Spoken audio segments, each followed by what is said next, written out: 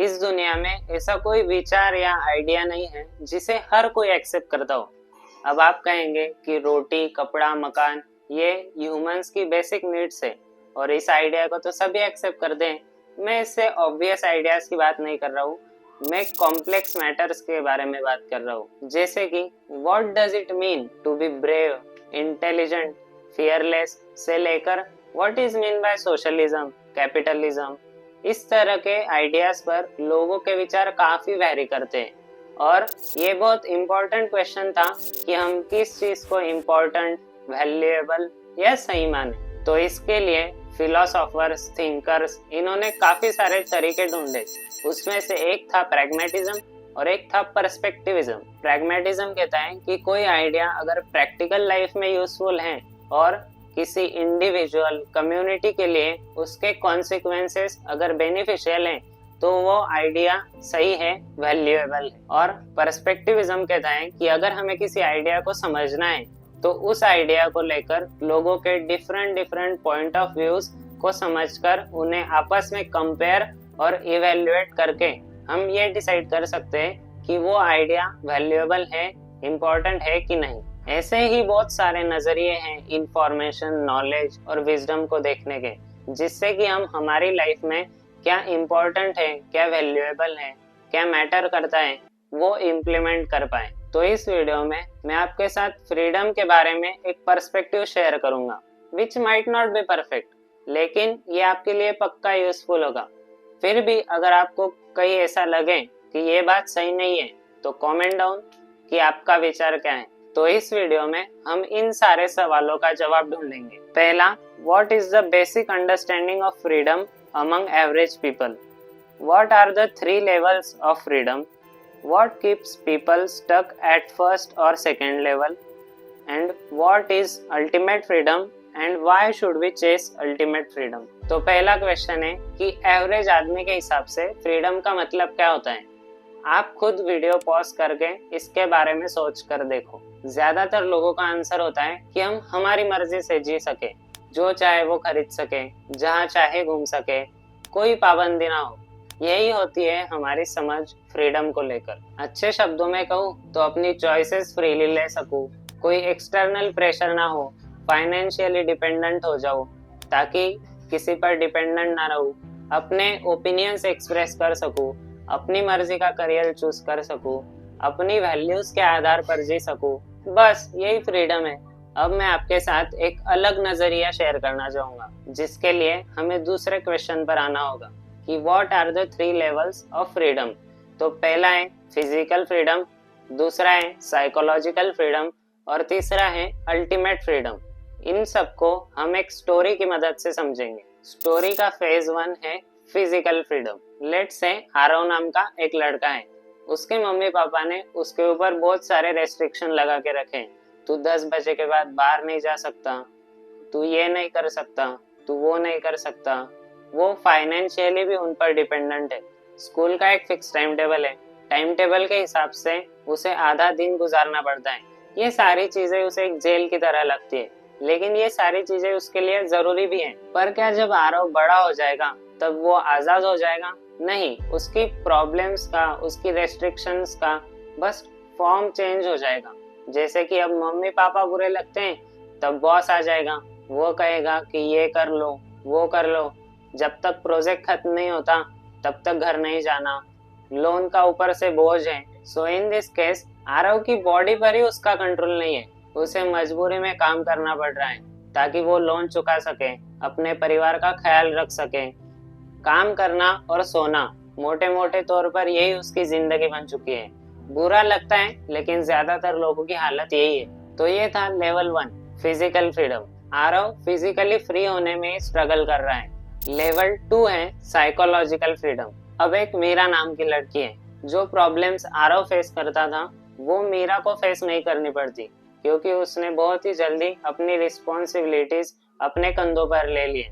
उसने पेरेंट्स का भरोसा जीत लिया है और वो इतनी स्किलफुल है कि अगर उसे जॉब से निकाल भी दिया तो उसे खुद पर भरोसा है कि वो दूसरी जॉब ढूंढ लेगी या तो अपना कुछ कर लेगी।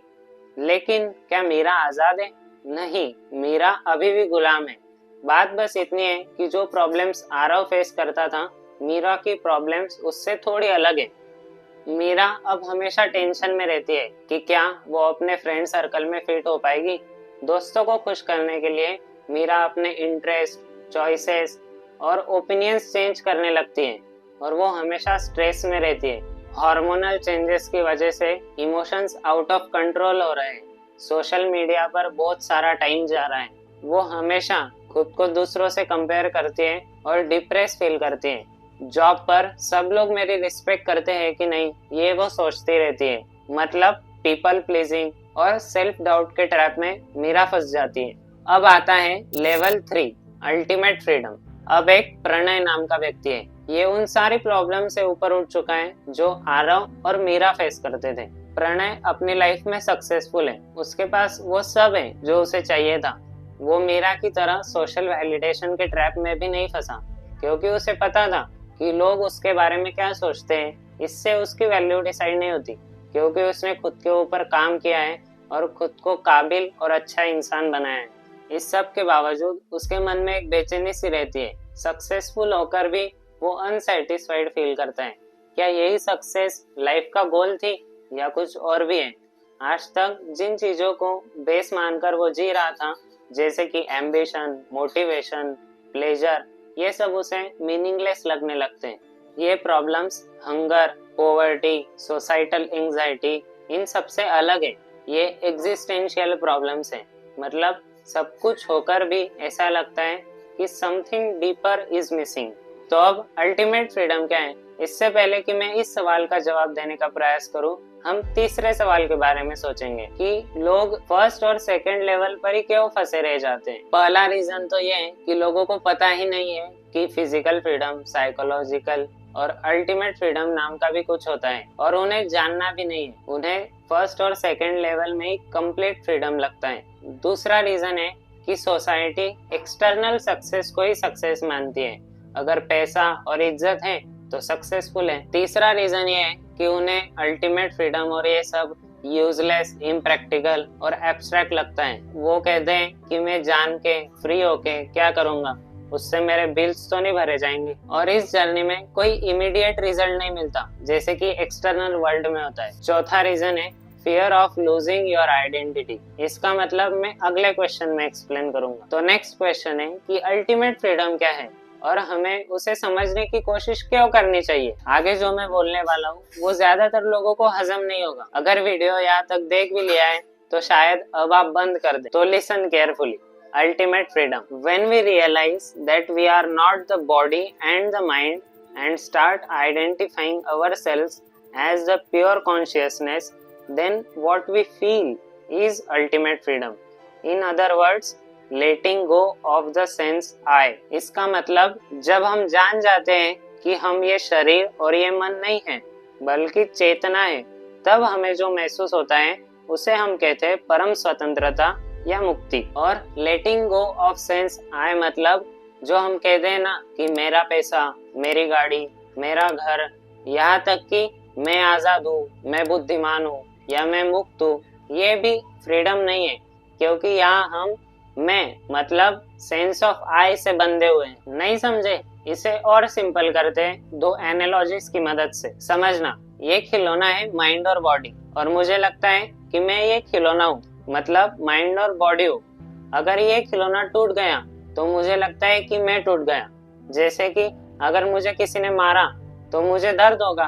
तो अल्टीमेट फ्रीडम मतलब जब हम ये समझ जाते हैं कि मैं ये खिलौना नहीं हूँ, मैं इस खिलौने के साथ खेलने वाला हूँ। तो क्या इसका मतलब ये हुआ कि अगर मुझे किसी ने मारा तो मैं उससे ये कहूँ कि तू अगर मुझे मार भी देगा तो मुझे कोई फर्क नहीं पड़ेगा, क्योंकि मैं माइंड और बॉडी तो हूँ ही नहीं, मैं तो एक प्योर कॉन्शियसनेस हूँ। नहीं, इसका मतलब ये हुआ कि do not attach yourself so much to the body and the mind कि उसे प्रिजर्व करने में, स्किन केयर करने में ही तुम अपनी पूरी जिंदगी बर्बाद कर दो। इसका प्राइम एग्जांपल है स्वामी विवेकानंद जी। जब इंडिया में उन्हें रामकृष्ण मिशन के लिए इकोनॉमिकल सपोर्ट नहीं मिला, ऊपर से लगभग सारे भारतीय उनका विरोध कर रहे थे, तो आर्थिक सपोर्ट मिले, इसलिए वो अमेरिका गए। वहाँ भी जो भारतीय लोग थे उन्होंने उनको बदनाम करने में, उनका विरोध करने में कोई कसर नहीं छोड़ी। इस दौरान 1894 में स्वामी विवेकानंद ने श्री हरिदास देसाई को एक पत्र लिखा और उसमें उन्होंने बताया कि उनकी तबीयत दिन ब दिन खराब होती जा रही है। इतनी ठंड में आर्थिक सहायता मिलने के लिए जो वो व्याख्यान दे रहे थे, वही उनकी तबीयत खराब होने के लिए सबसे बड़ा कारण है। और आर्थिक सहायता ना मिलने के कारण ठंड में पहनने के लिए उनके पास गर्म कपड़े भी नहीं थे। इस वजह से उनको और उनके शिष्यों को बहुत सारी तकलीफें झेलनी पड़ी। अगर रात को नींद खुल जाती तो वो एक्सरसाइज करने लगते ताकि शरीर को गर्म रख सके, और उन्हें पता था अगर ऐसा चलता रहा तो वो 40 साल भी नहीं जी सकेंगे। फिर भी वो अपने मिशन से पीछे नहीं हटे। अगर उन्होंने अपने शरीर की चिंता की होती तो वो कभी स्वामी विवेकानंद नहीं बन पाते। उनका कहना था कि शरीर का ख्याल बिल्कुल रखेंगे, उसे जो खाना चाहिए, जो व्यायाम चाहिए वो सब देंगे, लेकिन उससे उतना काम भी करवाएंगे। इसे कहते हैं अपने माइंड और बॉडी से डिटैच होना। और लेटिंग गो ऑफ सेंस आई मतलब समझ लो एक नदी है, अगर वो नदी कहेगी कि मुझे नदी बनकर ही रहना है, मुझे अपनी बाउंड्रीज बहुत अच्छी लगती है, तो वो कभी सागर नहीं बन पाएगी। इसलिए जैसे नदी फ्री फ्लो में बहती है, खुद को डेडिकेट कर देती है और बाद में सागर का रूप ले लेती है, वैसे ही हमें अपने आप को भूल के खुद को किसी ऊंचे ध्येय से जोड़ना है ताकि हम भी नदी से सागर बन सके। मतलब माइंड और बॉडी ना समझकर खुद को प्योर कॉन्शियसनेस समझ सके। एक सवाल तो रह ही गया कि हमें अल्टीमेट फ्रीडम चेज ही क्यों करना है। इतना सुनने के बाद भी अगर समझ में नहीं आया, और समझ में आया लेकिन चेंज नहीं करना है, तो ठीक है, मेरा क्या जा रहा है। आखिर तक देखने के लिए थैंक यू सो मच। अगर आपको वीडियो अच्छी लगी हो या वीडियो ने थोड़ी भी वैल्यू प्रेजेंट की हो तो मेरे चैनल को सब्सक्राइब कर देना और वीडियो को लाइक कर देना। अगर कुछ गलत लगा हो तो पॉइंट आउट इन कमेंट्स। लेकिन मैंने कहा कि मेरे चैनल को, मेरे वीडियो को, तो यहाँ पर तो मैं सेंस ऑफ आई को लेट गो नहीं कर पा रहा हूँ। नहीं, ऐसी बात नहीं है, कुछ भी करना गलत नहीं है। खूब मजे करो, खूब पैसे कमाओ, घर खरीदो, गाड़ी खरीदो, लेकिन never attach yourself to those things. Never identify yourself with all those things, because you are not all those things. You are pure consciousness.